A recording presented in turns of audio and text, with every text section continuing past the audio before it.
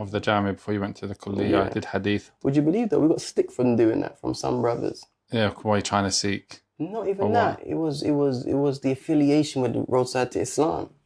That was my first exposure. Go ahead. That was my first exposure to. I mean, I knew about it. Yeah.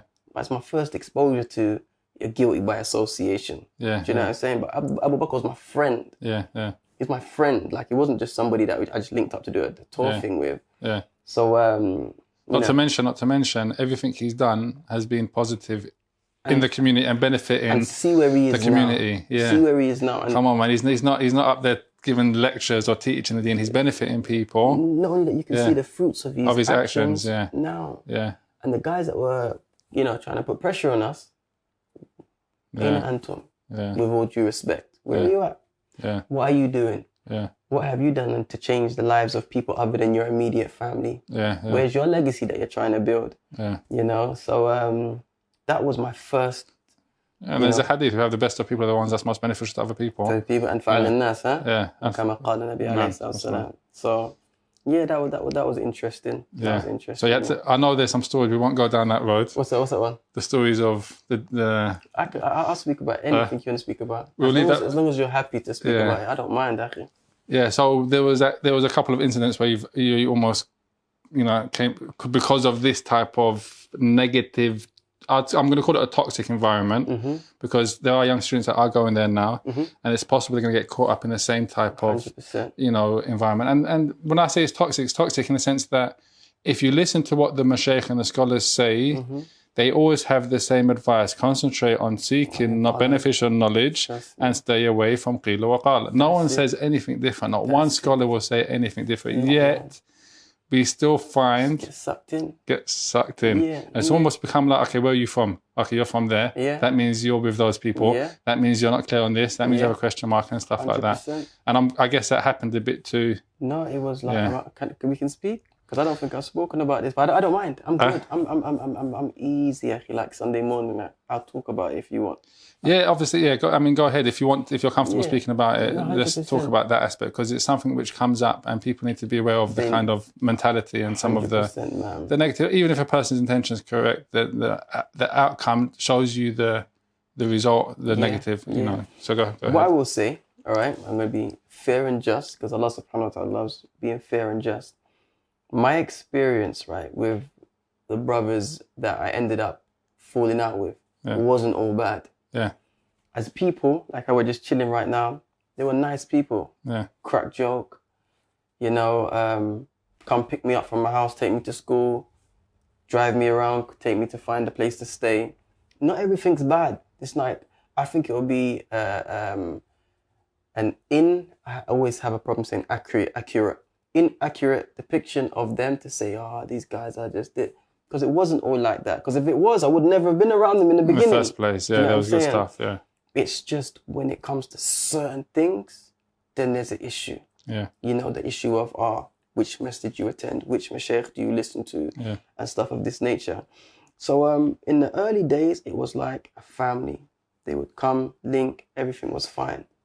When things started to go left, for lack of a better word or expression, is when Abdul Hakim Fingers, he was very vocal in the beginning. He's from Brixton, I'm from Lewisham.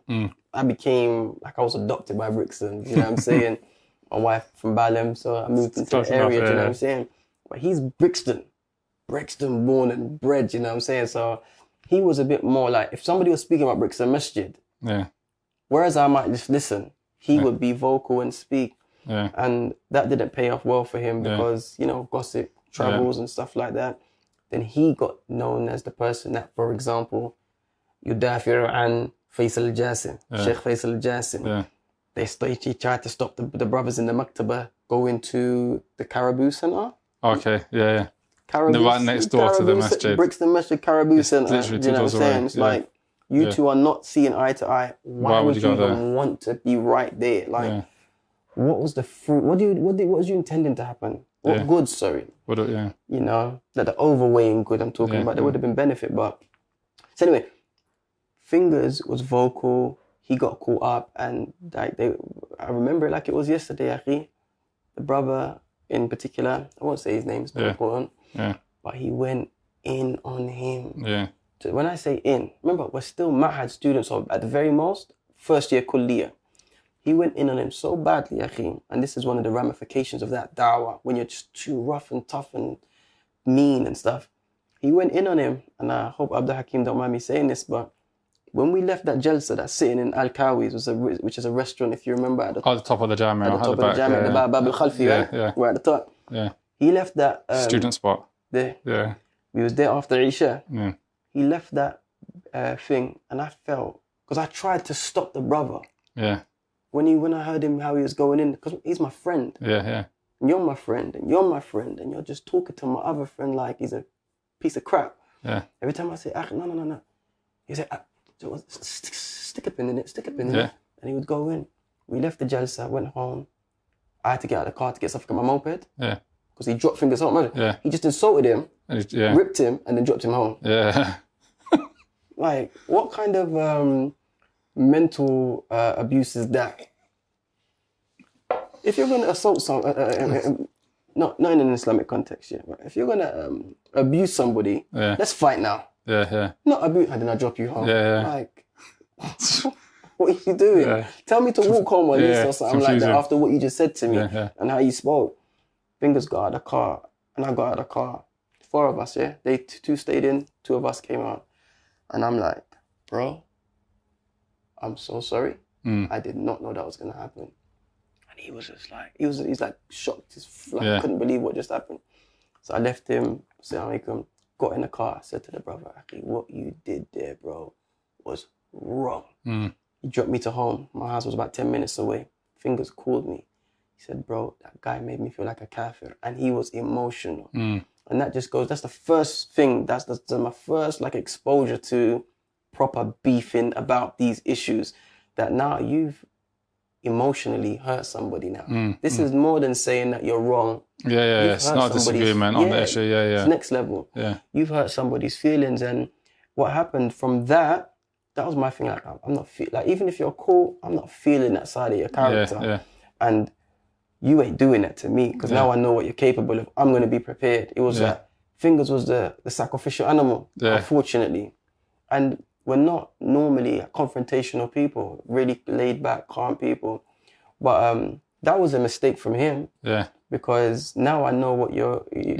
What you're capable of. I know how to deal with you now. And then what happened was, without making it too long, there was so many incidences that I can't even begin to mention now. But one of the biggest incidences that I don't think I've ever spoken about publicly was, do you remember the war in Yemen? Yeah. When the Maj was getting massacred, students getting killed. And then Sheikh Yahya al-Hujuri, he managed to get out by Allah's grace, and he came to Medina. Right. So I'm in Medina at this stage. This is the thick of the... he got out. They actually... They interceded, the Lejna and stuff like that. So some of the Mashaykh and stuff like that. Yeah, to get him out. To let him in, to let him in, to give him a visa, to give him... They actually facilitated, for giving him a qama, facilitate, because they recognised... The Maj is recognised. It was recognised as a university almost, you know what I mean? By the Mashaykh. So there was intercession included in that. Look at that. So that's even another story. But if you're going to diss... If you're going to give us a hard time, we ain't let him in the country. We ain't give him no iqama. You know what I'm saying? Yeah, that's right. Facilitated. So anyway, we're in the Haram now, at Prophet's Masjid, and we had to link Dhul Fiqh. Never forget it, because he was going to open up an online institute. So me and Fingers are there, and where Sheikh Abdul Muhsin was giving a dars, but we were sitting a little bit away from it, because we was really waiting for the after Isha so we can have the meeting. And then I think it was BlackBerry Messenger at the time. Messages going around, Sheikh Yahya is in Sheikh Abdul Muhsin's dars. I have not been, admittedly, like a huge Sheikh Yahya fan or student. I heard of him. I think maybe had one book at the time. But what I was taken aback by is that you've just come out of a war.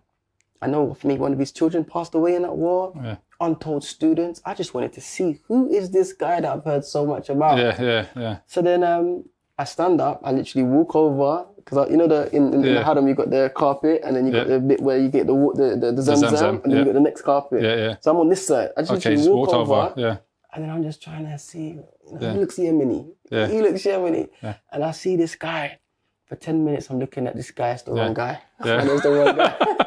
It's mad. It's like, but when I saw him, I'm like, oh, so you are Sheikh Yahya. Yeah. And then when I realized who it was, I think, oh, okay, cool. All right, so it's you. You don't look like how I thought. Like, you don't even flex. You're not wearing, he wasn't wearing the Saudi type vibe. Yeah. Not that he would have his Yemeni. He had the Yemeni vibe going on. I think he might have had the waistcoat. Yeah. And he just looked normal. Like you would walk past this guy in the street, not even look twice at him. Yeah. So then when I saw it, I saw him, and then you could see he was mad. You could see the students coming until the place was packed. Yeah. Sheikh Yahya is a powerhouse. Powerhouse, So then, as they called the Iqamah now, I stood up and everybody went, myself included. Yeah. Everybody went to salam him. So I got my little salam in and whatnot. And then we prayed. It was Ram. Yeah. It was Ram Jam. Then obviously, as you know, they always, majority of the time, they pray the Janazah Salah. Yeah. Say the Qibla is this way. My Janazah Salah was like this. That's how packed it is. That's how packed it was. I couldn't even, I think I had my book in my hand, and you got your slippers and everything like that. And then it was mayhem. Yeah. I'm not even like, it's been maybe like 7 years since, I'm not going to exaggerate. Mayhem. Yeah. Love for the Sheikh. Yeah. Love for the Sheikh. And I was just caught up in the moment. Like, I was like, what is going on? Yeah. So as the Sheikh was leaving the masjid, everyone's following. So I'm just with the crowd, just following. I think I actually left my shoes in the haram. We ended up going to see where he's at, because we were thinking, maybe we can get a little sit-in with the Sheikh, right? So we go to the hotel that he's at. Yeah. We see where the lift's going. Like, lift, say he went to floor 13. We get to floor 13, and there's loads of Yemenis outside. And, like, people that he's with saying that no one can come in. Yeah. And then we tried to sneak in the cupboard. Yeah. Maybe I shouldn't say that, but no. This is the standard. Someone this is my history, man. This is my history. This is what happened. I'll be lying about it. You know what I'm saying? We tried to stay in the cupboard. That's love for the Mashaykh and love for knowledge. That's it. But cut long story short, we were unsuccessful in our mission. The mission flopped, but we still had a lot of hope. We was like, no worries. So can you imagine? We had that mad experience. We're walking downstairs now. I got no shoes on because I left my shoes in the haram on one of those things. We come out, and as we get to the bottom of the hotel, who do we see? Sheikh Fawzan, the Mudir of the Jamia. And we're thinking, Akeed, they are going to visit. And we want to get back in there again, but it's, this is long, it's late. Yeah. So we go home. I get my stuff, get in my jimps. I got my jimps now. And I'm driving home. As I'm driving home, Akhi, what I'm about to tell you right now was my biggest lesson in people. Yeah. People. WhatsApp was around now. No, it was WhatsApp. Definitely WhatsApp was around. I was in the Brixton Masjid WhatsApp group. Yeah. So I'm driving. As you can imagine, the adrenaline's still pumping. My feet are still hot. You know what I'm saying? So I'm driving, and I'm messaging the group, and I send a voice note. Yeah. So I send a voice note, and I said words to the effect of, "Hey guys, man, it's a beautiful day today, or evening today. You never guess what happened." And I basically narrated what I just told you guys, very in a concise fashion. And then I said, "Guys, it was crazy. It was book to book, foot to foot, shoulder to shoulder." And I was trying to tell them how ram it was. And at the time, without much thinking, I'm not sitting in front of a computer with my tea and biscuits, and I got time to compose myself, to think, how do I want to express myself? I just was speaking. I said, guys, I'm excited. The best way I can describe it is that like when you're making tawaf around the Kaaba. That's how packed it was. Facts. Yeah. That's how packed it was. It was fact. Yeah. I gave a simile. Yeah. You know what I'm saying? Yeah. To show how packed it was. To show how... Nothing to do with people's... not to make comparisons. That's what people don't understand. Yeah, that's right. So check this, Akhi, right? People want to read what they want to read into it. I said when they want to, And as Allah is my witness, when I said, it's like when you're making... It's as packed as Umrah or Hajj when you're making tawaf around the Kaaba. Yeah. And then I said, and I can see what I'm about to say now is going to be ambiguous. I said, I don't say that to compare. I need to double check, but in my heart, this is what I intended. I don't say that to compare. I said, I used the word idol. Yeah. But what I intended is like, you know, people like Jay-Z is considered to be an idol. Yeah. I don't know, somebody that's famous. Yeah, love of the scholars. Love of the scholars is a part of ibadah. Love for the ilm that they carry. People need to understand there's a principle as mentioned. What I wasn't trying to compare him to an idol. Yeah. But how I expressed myself was ambiguous. Because maybe we shouldn't be running after no man like that. Yeah. Maybe it was a bit OTT. Yeah. But it wasn't OTT where I was worshipping him. Yeah. But my words were ambiguous and it came across as if I said that the Kaaba was an idol. Okay. All right. That's but remember, it's controlled. It's in a WhatsApp group. Yeah. If this gets out, somebody has sent it out, right? True or false? Because it's a group. You can only be in the group if you're accepted. So then that was the end of it for me. Yeah. That was the end of it for me. And then I remember one day, you know, the Sheikh in Brixton, Abdul Zahir. Yeah. You know what I'm talking about? I know you're talking about, yeah. His son. Yeah. Studied in. Yeah. He messages me one day, right? And he said, it's the first time I ever heard this ibara. And again, it kind of traumatized me. Because I've never heard this verb, awqa'ta. Yeah. I've heard waqa'a before. Yeah. لكن أوقعت, he said أوقعت نفسك في المهالك. Yeah. So I'm reading this and I'm thinking, what does that mean? أوقعت نفسك. Yeah. And then he had a link, but I didn't click the link for a little while. Yeah. So I put the phone down. Then later on, I clicked the link. My world came tumbling down. That was a message. No. Oh. It was a refutation. Yeah. PDF. Or PDF or a document. It wasn't recorded. It was written basically. It was written. Yeah. With my audio attached to the link on that whatever website I went to, a refutation with my audio, and the title something like, you know, I think they connected me to Brixton perhaps, or Foolish Boy or whatever goes into extremes with his love for al-hujur. You know, they just at that point he'd been refuted by some people. You know what I'm saying? And that's not even me getting into did he deserve to be refuted or not. Just let's just put one side. Yeah. You know, the typical take away the sheikh, take away your first name, let's just call you by your surname to diminish your status. Yeah. And I was like, every talib's nightmare. Yeah. I've been refuted. Like you hear about it happening to Abu Usama, or this person, Bilal Phillips, even Abdul Haq Baker he's had his fair share. And now it was me. And it was like, okay. He hasn't mentioned my name. It was guy from Birmingham. Okay. Abu Iyad. Okay. He ain't mentioned my name. He's just put my audio up. And I'm like, if you know my voice, you know my voice. If you don't, you don't. I can live with that. It wasn't that bad. But I was still upset. I'm like, bro, you couldn't reach out to me. You couldn't come and tell me that what you said was a bit ambiguous. Yeah, correct it. Put something out. Make a bayan. Correct it or whatever. Give me an opportunity to fix my mistake, something that you deem as a mistake. Don't slaughter me. Yeah. Don't slaughter me because you don't know how that's going to affect me. Yeah. You don't know how that's going to affect my family. Do you know what I'm saying? And what's your intention for correcting? Is it to hurt me or is it for me to come back to what you deem to be the truth? Yeah. It was a bit of tanaqud for me. Yeah. And I just wasn't feeling it at all. And I was like, all right.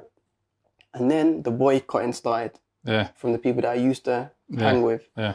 That was hard. Yeah. And then on top of that, Akhi, I remember my wife fainted at work one day. Yeah. I said to the Sheikh, Sheikh, معلش أخرج من الفصل because كيد وكيد وكيد. He's like, لا بأس, أخرج. I left. I took my wife. So I didn't even take her. I drove to her workplace. She was in the ambulance. I was behind the ambulance until we got to the hospital. So I'm outside now because it's women. I can't go in the hospital. Like, I'm waiting. And then this is the time I used to be on Twitter. I had to get rid of that, man. And I had to stop following those brothers that were known for the refutations because it just made me always miserable. Every time you open up your phone, you see a refutation. Yeah. And I'm not saying refutations are bad. Refutations are not bad. Refutations have their place in the religion. But if it seems like it's all that you do, it seems, then it's just like, it just makes you feel sad. Yeah. For me anyway. And I don't Not to mention, a lot of these refutations, they're not scholarly refutations. Exactly. A lot of them are qila wa qala and a bit of kind of like mockery and slander, putting people down. It's a refutation. It's a refutation like Shaykh Abdul Muhsin Abad when he refutes his ilmi, like when Shaykh Al-Albani refutes his ilmi. It's based upon, you know, even Shaykh Rabi when he refutes the ones before it was ilmi and stuff like that. It's based upon a point that the person says, a valid criticism broken down with knowledge, with adab, with etiquette. That's important. Because you want the person to correct themselves and come back. That's the maqsood. Your intention isn't to, especially you're talking about write the person off. Yeah, the Ahl Sunnah wal Jama'ah, the Salafi. Is not to. I've seen refutations by Sunni scholars refuting people that might not be Sunni, but they still refer to them as Sheikh. Yeah, they still adab and stuff like that. Adab. Yeah. And I was like, oh, okay. So anyway, Twitter, I saw a post from Abu Khadija. Yeah. Abu Khadija. Yeah. Famous Abu Khadija. And you know what he said? This is what he definitely said this. Foolish youth, maybe from Brixton, goes into extremes for al-hujuri. And I'm like, yeah.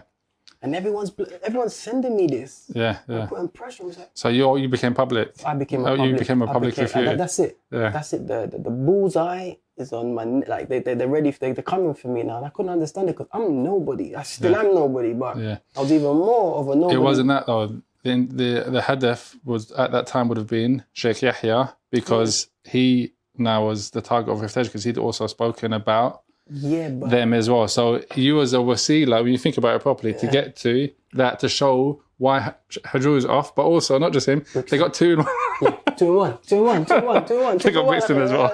You got some takhfeed right there, got some discount, right? Because I had a connection to Brixton. Yeah. I had a connection to Brixton. And I was like, no, I didn't sign up for all of this, man. And I tell you, I had problems sleeping. Yeah, I had problems praying. Yeah. Yeah. I had problems that I was ratty at home with my wife and my kids. And I'm like, this is so wrong on so many levels. So check this, right? And the reason why I'm about to say what I'm about to say is from Allah only. Because think about this. I was refuted. Yeah. Every Sunni Salafi would have probably, whether you agree with S-pubs or you don't, you would have read that refutation, right? I read it about 12 times. Yeah. I can't believe it. You don't follow what they say when, don't read bad press about yourself. I didn't even know that, man, but I just couldn't believe it. I felt like I was in a twilight zone. So I'm reading this thing, right? And it was like, I see something. I'm like, no, he didn't say that. And then I just keep reading. Then one time, like days later, I messaged in the group. I was like, guys, Abu Yad says this in his refutation, right? You think I should, because I was going to write a reply. You think I should reply to it? I was like, nobody saw it. Nobody saw it but me. And it was like 1000%. So I was like, all right, cool. So I wrote it. Initially, I wrote my response in Arabic. And it wasn't to be mutakabbir. Yeah. My thing was like, I'm getting so much stick from people that I know can't even speak Arabic, right? Yeah. If you can't even read my reply, don't talk to me. Yeah. All right? That's how I was thinking at the time. Maybe a bit ignorant, but that's how I was thinking. And somebody's like, why are you going to write in Arabic? Because the maqsood is for people to read it. Yeah. You know what I'm saying? I'm like, good point. You got me on that one. So then I translated it. I obviously had my people that were close to me that I trust, and I would say, look, this is what I'm saying, and whatnot. And then what was the straw that broke the camel's back, right, was for Abu Iyad now. He is the, dare I say it, at that time anyway, the master of refutations. May Allah bless him and give him good and forgive him for his mistakes. Yeah. He mentioned in the refutation about me, remember, they're accusing me basically of comparing the Kaaba to an idol. Yeah. And he's talking, and he's like, he makes the statement, and worship of, he's talking about the Kaaba, the context was the Kaaba. Yeah. And worship of it doesn't render it an idol. That's what he said. Yeah. And in my head, I'm thinking, but we don't worship the Kaaba. We make tawaf around the Kaaba, ibadatan lillahi tabaraka wa ta'ala. Yeah. You know what I'm saying? Iqtida Rasulullah alayhi salatu wasalam. We don't worship, no Muslim in the right mind. Yeah, worship the Kaaba. You can go to somebody in 5 That's what non-Muslim says. I don't even think that the non-Muslim... Yeah. So that's what they try to say. They try to say you worship a stone, Yeah. So then, so when I refuted him, I said to myself, or when I replied, I said to myself, 100% this is going to get to him. Yeah. It can't. This is what you said. Yeah. And how I flex, akhi, I copy-paste. Yeah. I copy-paste exactly what he said. I might even have screenshotted it, and it was a beautiful reply. Yeah. Like, proper beautiful. And I made it like... you know, represented. In Word when you can click that button to make it bold a little bit and come off the paper a bit like that. Yeah, I done all of that. And then I ended it with, may Allah cause us to, and I wasn't being facetious, I was being dead serious, enter paradise holding hands, because I don't want to beef with anybody. Yeah. I don't want to beef with anybody. Lo and behold, he was forced to speak about it and say it was a slip of the tongue. I was like, oh, I'm sorry.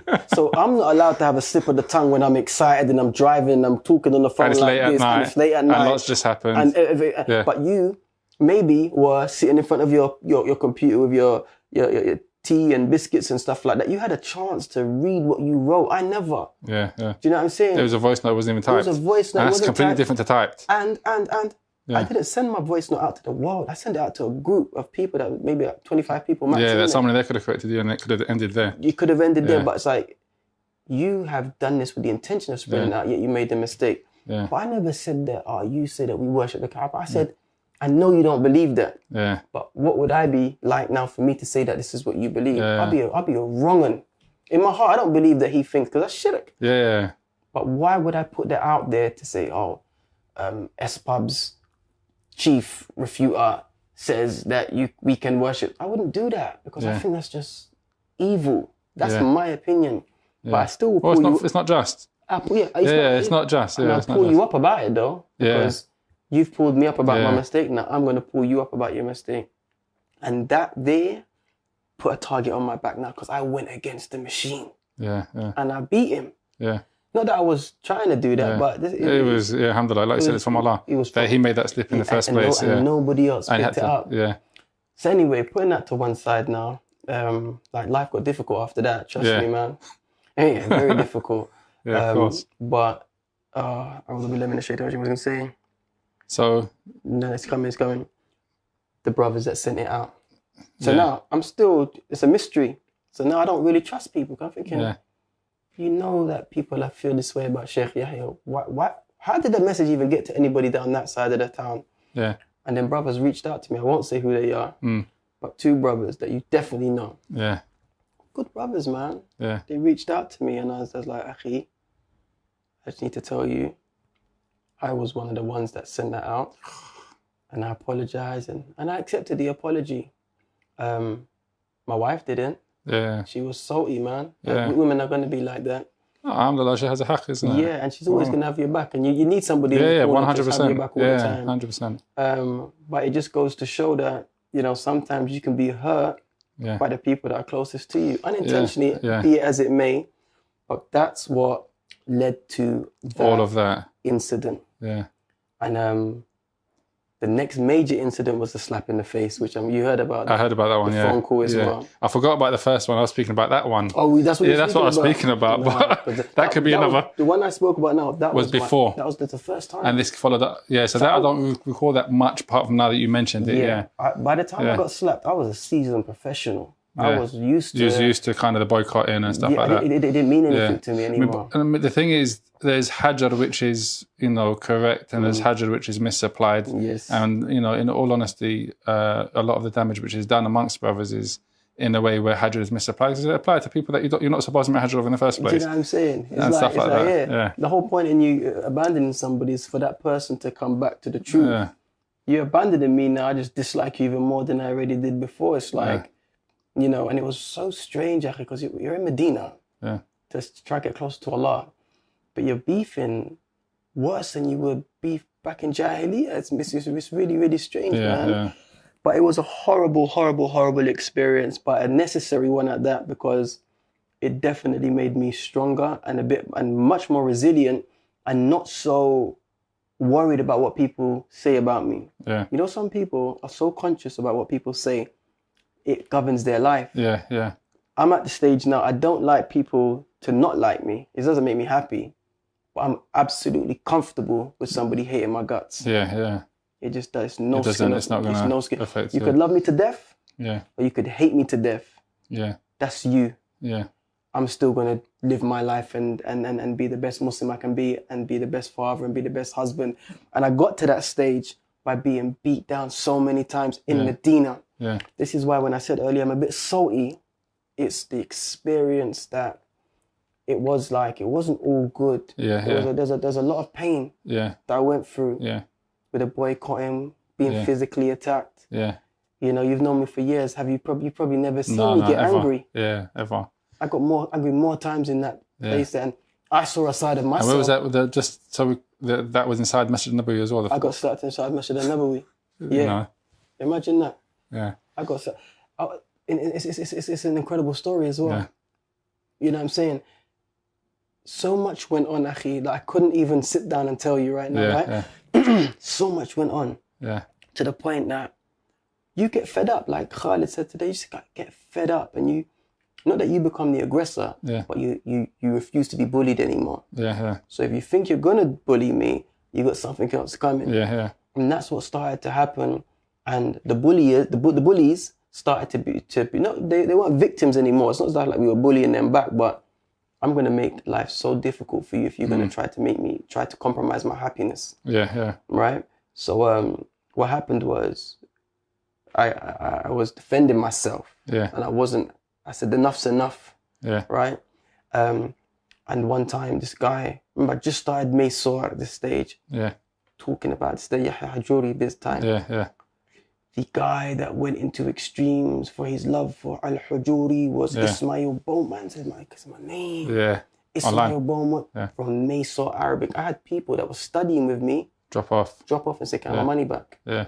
I say, this thing is different now. Yeah, yeah. It's affecting so many aspects of my life. So now, when I see you, I'm going to speak to you like a man, and we're going to deal with this proper. Yeah. So it happened. Yeah. I saw him, Akhi, and I was by myself, and he was with a friend. Yeah. And it didn't go well. It didn't end up nice for him. I'm not proud of what happened. Yeah, yeah. But I just put it this way, it didn't end up nice. It didn't work out nice for him. But at the stage, I was so beat down that I just didn't care anymore. I didn't care if I got kicked out of the Jamia. And I was there for how many years, worked so hard to get there. Yeah. So then what happened? The incident happened. And then maybe a few days later, I was in the Haram. And then his friend, so the guy that I was having an issue, he didn't do it. It was his friend from New York. Yeah. Which I won't mention his name, there's no faida. But he came up to me. Imagine I'm sitting down again in the Haram, minding my business, reading the book actually.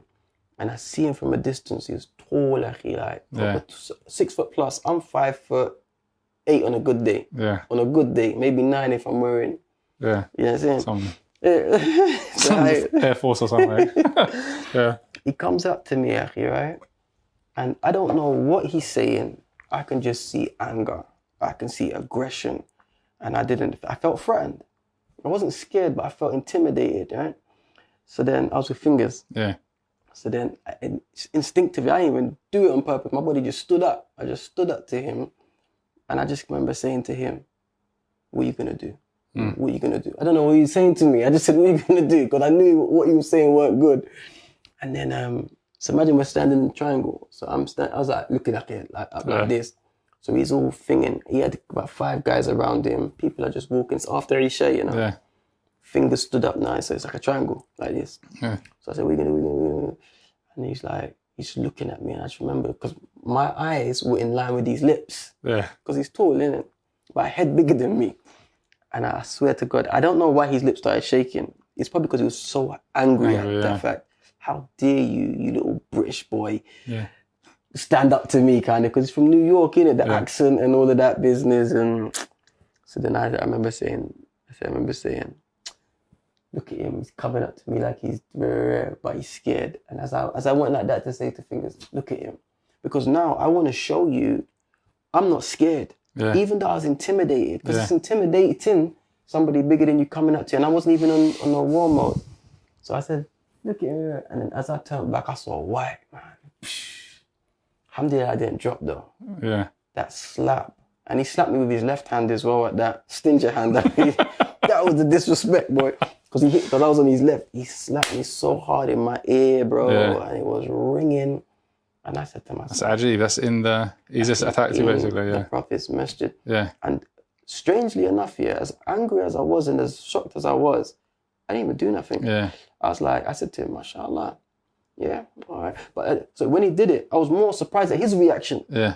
I should have started reacting how he's reacting. Yeah.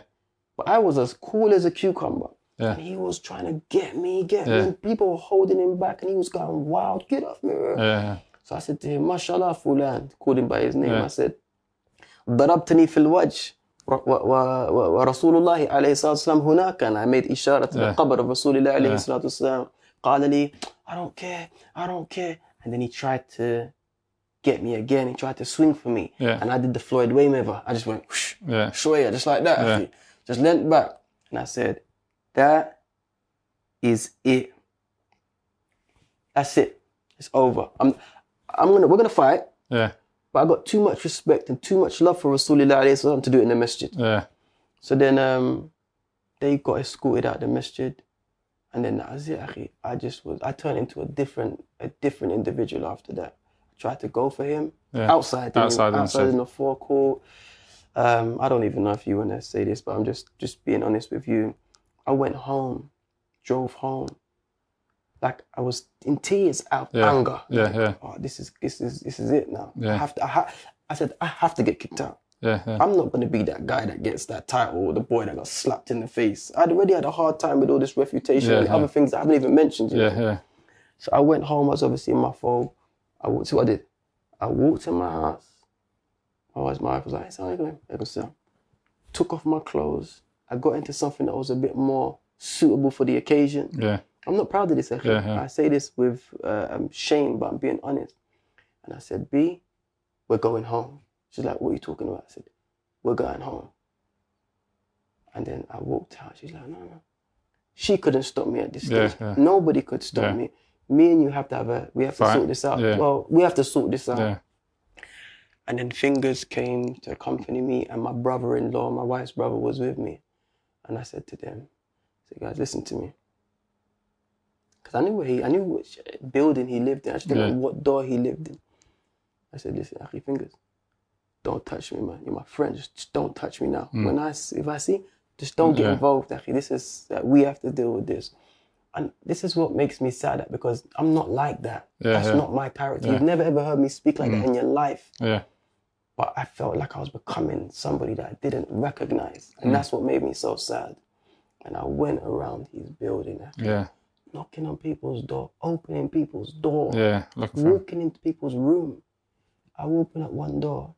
When my senses started to come back, I just opened up one person's door. I see 3 Indonesian brothers look at me, like, smiling. And I'm like, Asif, Assalamu alaikum. And they was like, Assalamu alaikum. And then I found out where his room was. Yeah.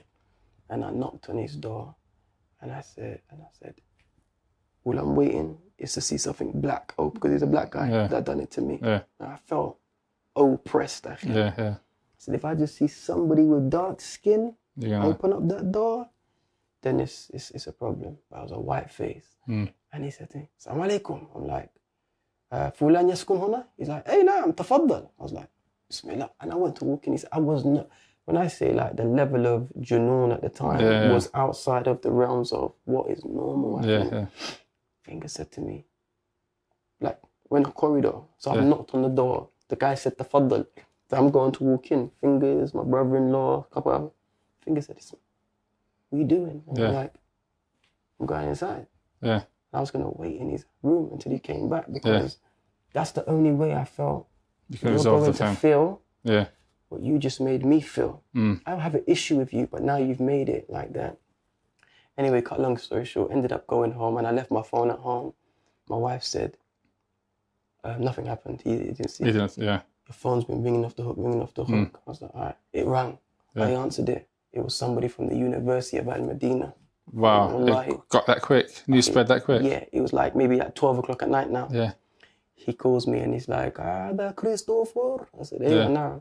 He goes, أنا سمعت أنك تمشي حول. And I was like, yes, but I just been attacked. This is why. He says, طيب تعال بكرة ساعة كذا وكذا, and then we're gonna sort out the situation. So I was like, all right, cool. We start at 7:30. It's early. So I said, Fingers, come with me. You know what I'm saying? Because I calmed down the next day now, so I'm not angry no more. I'm Ismaeel now. So then, Akhi, we walk over to the building that he told us to go. I walk into the building. I walk up the first flight of stairs. You know how it's like in those buildings. I walk up the second flight of stairs, bro. I get to the top of the stairs, and I see all of them. All there together. The boy that slapped me? Yeah, and the rest of them. All of them. Yeah. I'm talking about 5 or 6 guys. Yeah. And it's just me and Fingers. Yeah. And all of them are like this.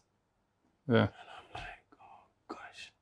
cut a long story short, we get into the thing, and all of these khitabs are on the table, that these accusations, I'm going to call them accusations, some true, but some false, and some just, you know what I'm saying? The man said to me, Christopher, dammuka har. Okay. Which means your blood is hot.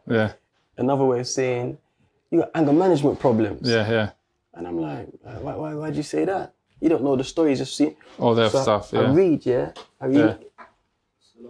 read, alaykum salam. I read the khitabs, and every single khitab that I read was obviously painting me in a bad light. But they might mention 2 people, 3 people might mention the same story, but from different eyewitnesses. So it just looks like I'm a menace. So I'm like, that Sheikh, هذا ما حصل, وهذا, this is what happened, and listen, and this is what happened. But then when I read the khitab with the one that slapped me, you know what he said? And I swear to God, I begged him, please let me take a picture. He's like, la. I even said, I'm gonna raise the qadiyya in the mahkamah. I might need it for, because I'm thinking of like as a contingency plan. The boy said that he slapped me in my face, right? Because he came up to me to advise me. He came up to me to advise me, and I called him a mukhannif, or whatever the word is. I don't even know. I didn't know what that word meant. But I believe it means a homosexual. I missed that part of the story. I called him a sweet boy. Okay. I did call him a sweet boy when I was face to face, because I was intimidated. And that was my way of telling him, I'm not scared. I said, we're going to do sweet. That's what I said, we're going to do sweet boy. When I said we're going to... So he's turned it into... You're gay. Or you're that's homosexual. Right. He's basically elaborated on something which wasn't there. He knows it doesn't mean that. I was calling him a sweet boy, and me saying, I'm not scared of you. You're sweet. You know what I'm saying? Not that you're homosexual. Like, get your head out the gutter, man. I don't think like stuff like that. I don't think he's a homosexual. Maybe though, I'm not giving him a defense. Because he's from America. From America, cookie biscuit, crisps and chips and that type of. You have those discussions as well. Later. That hit me later. So when he said that, but that wasn't even the issue really. He said that I called him a mukhannaf, and then I raised my hand to hit him. So he's lied basically. And then he hit me to protect himself. Yeah, he's lied basically. That's why I wanted to take a picture. I don't think anyone would have believed me. It's the first time I've ever told this story, you know. And that boy couldn't look me in my face ever again. I swear to God. One time they came in, him and the guy that put pressure on Fingers in Al-Kawi's. It was me and Fingers, the guy, them two. I turned around now, and I'm not even angry. I'm disappointed. Like, like really? Man, I look this guy in the face, and they're just like this. Because you're shamefaced. You've got nothing to be embarrassed about. You could look me in my face and say, that's what you said. I'll be honest with you, but I remember the audio and all this stuff, and it was embarrassing for him. No, the audio was something else. That's another. All right, so I've been assaulted. We have to move this story forward though, because we've got so much more to talk about. I'm so sorry, Aki. That's another more story. Beneficial stuff. That's another story. You're talking about in your mouth. I'm going to come up in your mouth. That one. What that means. But anyway, just on a side note, I mean, I think there's 2 things. A lot of brothers that I guess were kind of like on that, let's say, harshness in how they deal with people, and justly, they're no longer on that. They've seen it for what it is. They have ihtiram for the scholars. They don't want to cut off scholars just because of a mistake, which some people say is a mistake, and it's an ijtihad issue, perhaps. Stuff like that. So a lot of people have changed as well. I think some people have been on the receiving end. And they've been on the receiving end. And they've realised, that they were... Also, So there's a shift, inshallah. There's a shift. I've got so many stories to tell you about people that have changed. People that say, bro, you were like a no-go zone. I couldn't even salam you. And then now, because it happened to him, he realises... It's not just. It's sad, man. I got a foster brother of mine that's a Muslim, forever posting refutations, like on his Insta.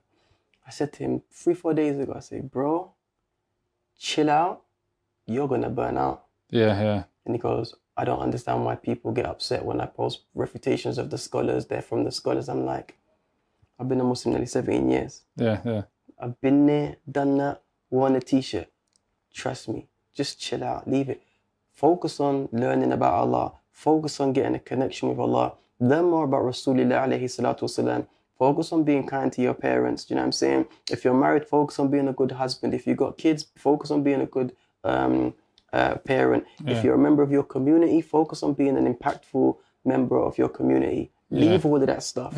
Leave all of that stuff, especially when you're a baby in the deen, you know what I'm saying? Yeah, which is the advice of the scholars from old to now. Do you know what I'm it's saying? It's all the same. This knowledge is knowledge of refutations is from the highest levels of knowledge, because it involves the honor of people and it involves loads of things, man. You want to be careful where you're treading when it comes to these things. Trust me, it's not light, and I feel that it's not light. No, I feel focus on yourself. As new Muslims, it was a big disservice that the older generation put on our shoulders, because we were carrying the reputation of Brixton, and these times I'm not even from Brixton.